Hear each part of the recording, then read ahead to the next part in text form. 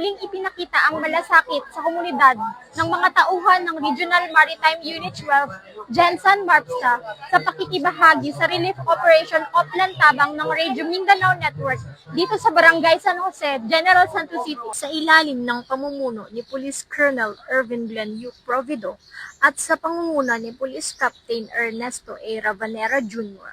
Aktibong lumahok ang mga tauhan ng Regional Maritime Unit 12, Gensan Marpsta sa paghahatid ng tulong katuwang ang IFM 93.9 Cebu, DYHP 612 at Radio Mindanao Networks Gensan para sa mga residenteng naapektuhan ng lindol na tumama noong Hunyo taong kasalukuyan sa Mindanao. Nabigyan ng tulong ang humigit kumulang 250 pamilya sa pamamagitan ng mga relief packs at bigas sa isinagawang relief operation, bilang bahagi ng patuloy na Oplan Tabang ng RMN Gensan.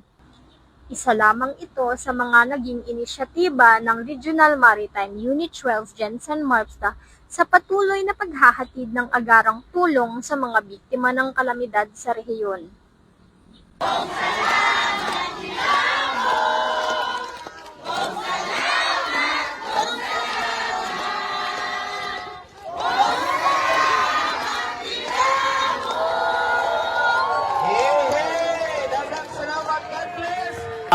Daghang salamat labi na sa atong maritime unit sa PNP, maritime police no nga ni Kwanjod ni uban nato ni partner nato nining atong public service, so ngana nato ma-feel ba na ang atong kapulisan andam sad sa ilang public service pagtabang pod ngadto sa mga kaisyon pareha ta og misyon no.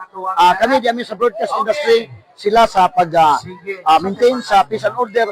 Pag-abot sa katalagman, pag-abot sa kinabangay, alang sa mga igsuon na to, nag-usa ta alang sa paghatod o public service sa itong mga kaigsunan. So salamat kayo sa atong maritime unit sa kapulisan. Thank you. Mula rito sa sitio Dato Salvan, Barangay San Jose, General Santos City, ako po ang inyong PNN correspondent, Patrol Woman Moriel Rizalugmao, alagad ng batas, tagataguyod ng balitang pulis.